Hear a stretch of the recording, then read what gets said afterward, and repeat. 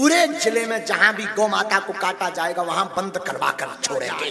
जो कसाई गाय काटते हैं तो हमारा निवेदन है कल 6 बजे अपने साथ 2-2 लोग लेकर के जरूर आना। कल गौ माता का दिन होगा यहाँ पर, गौ माता का दिन होगा यहाँ पर।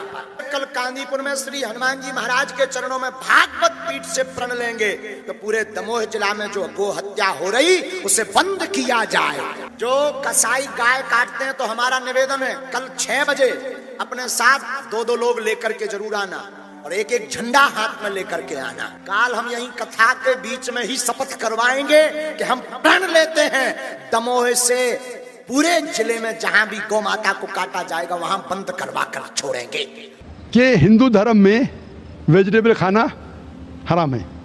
मैं अभी कह चुका हूँ मनुस्मृति चैप्टर नंबर 5 वर्ष नंबर 30 में, चैप्टर नंबर 5 वर्ष नंबर 30 में कहा गया मनुस्मृति में कि खुदा ने कुछ जानवर बनाए खाने के लिए और कुछ खुराक बनने के लिए। अगर खुराक बनने वाले जानवर खा जाते खाने वाले जानवर के जरिए तो ये गुनाह नहीं है।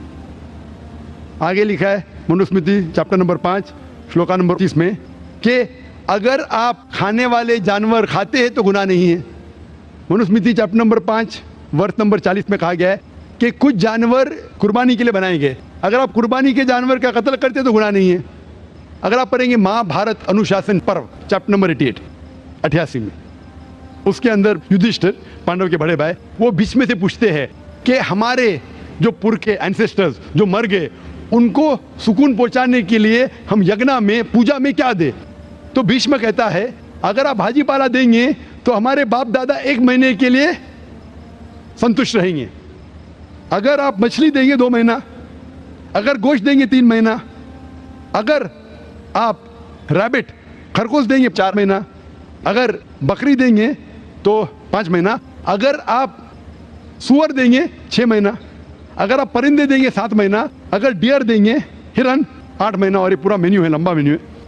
अगर आप बफेलो देंगे बफेलो तो 11 महीना। अगर आप गाय ज़बह करेंगे 1 साल तक आपके दादा परदादा संतुष्ट रहेंगे। 1 साल। कौन कहता है?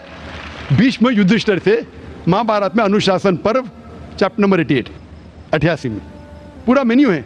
वेद में कई जगह लिखा है कि साधु संत गोश्त खाते थे, गाय भी खाते थे। तो इससे यह मालूम पड़ता है कि हिंदू धर्म में गोश्त खाने की ममानियत नहीं है। लेकिन कुछ मजहब है जो कहते हैं कि भाई जीवित को नहीं मानना चाहिए, मिसाल के तौर पे जैनिज्म एक्सेट्रा, और वो ये प्रचार करते हैं कि कोई भी जानवर का कत्ल नहीं करना चाहिए, इसीलिए गोश्त खाना हराम है। तो मैं कहता हूँ अभी साइंस एडवांस हो चुकी है, हम जानते हैं कि पेड़ पौधे में भी जान है, वो भी जीवित है, तो आप पेड़ पौधा क्यों खाते? नहीं तो अभी लॉजिक चेंज हो गया। उनको पहले पता नहीं था ना, सैकड़ों साल पहले हमें क्या पता था पेड़ पौधे के अंदर भी जान है। वो लॉजिक उस टाइम सही थी, अभी साइंस बढ़ गई तो उनकी लॉजिक बदल गई। अभी कहते नहीं था आखिर भाई पेड़ पौधे पे जान नहीं चलेगा, लेकिन पेड़ पौधे को दर्द नहीं होता, जानवर को दर्द होता है। पेड़ पौधे जीवित है लेकिन दर्द नहीं होता, इसीलिए पेड़ पौधे खा सकते। आज की रिसर्च कहती है कि even the plants can feel pain, लेकिन वो जब चिल्लाते हैं हम इंसान उसे सुन नहीं सकते, क्योंकि इंसान सिर्फ 20 साइकिल और 20,000 साइकिल्स पर सेकेंड के दरमियान में सुन सकते, उसके नीचे ऊपर नहीं सुन सकते। अमेरिका में एक फार्मर था जिसने ऐसा इक्विपमेंट बनाया, जब पेड़ को पौधे को पानी की जरूरत हो तो चिल्लाता था, वो कन्वर्ट होता था बिटवीन 20,000 सेकेंड, उसे फौरन पता चल पानी चाहिए, पानी देता था।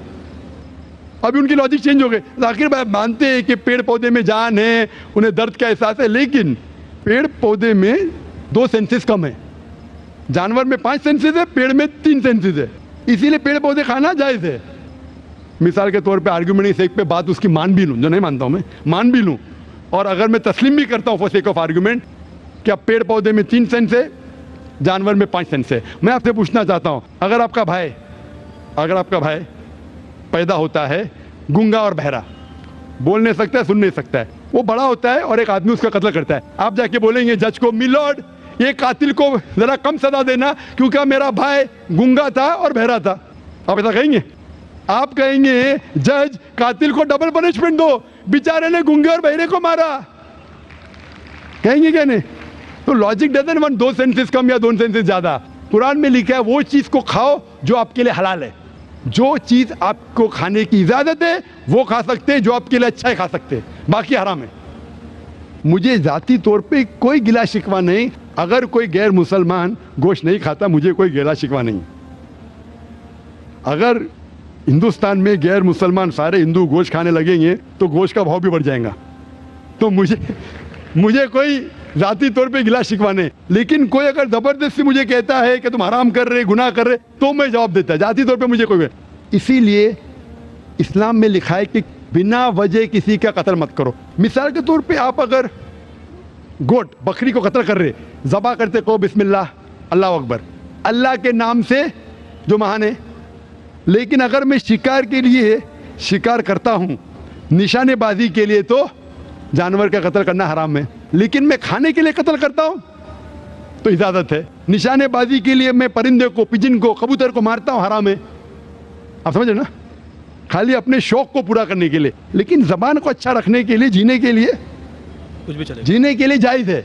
चाहे पेड़ पौधा, अगर आप कहेंगे कोई भी जीवित चीज को नहीं मानना चाहे, मैं आपके साथ हूं, लेकिन ये मुमकिन ही नहीं है। खाना छोड़ो, सांस लेना मुमकिन नहीं। मैंने कहा ना पहले, आप सांस खाना तो छोड़िए, आप खड़े नहीं रह सकते 10 मिनट तक के बिना कोई जीवित चीज को मार के। तो इस्लाम एक लॉजिकल मजहब है। ये सब चीजें जो आपकी दलील है ना, 200 साल पहले हो सकता है कि कोई वजन कैरी करते। आज साइंस आगे बढ़ चुका है, उस टाइम के लिए सही था, शायद आपकी कोई बात मान लेता था। आज साइंस एडवांस हो चुका और इस्लाम जो है पहले के लिए, अभी के लिए, ता क़यामत तक है। इसीलिए इस्लाम में अपने हाथ को खाली निशानेबाजी के लिए नहीं, लेकिन खाने के लिए किसी का कत्ल करते, जो खाने की चीज़ की इजाज़त है तो ये आपके लिए हलाल है, चाहे पेड़ पौधा हो, चाहे बकरी हो।